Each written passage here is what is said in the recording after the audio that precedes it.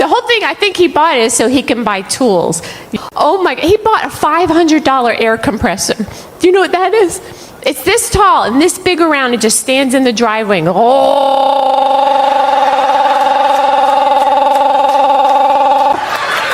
calls all the other husbands out of their houses.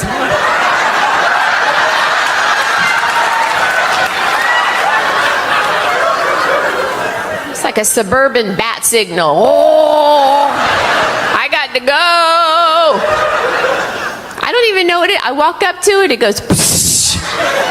Like, why do we need that? He goes, it blows out air real fast. So does your butt. Use that. It's easy to turn on. Just pull your finger. Cheaper than a compressor. 99-cent chalupa would take care of the whole job.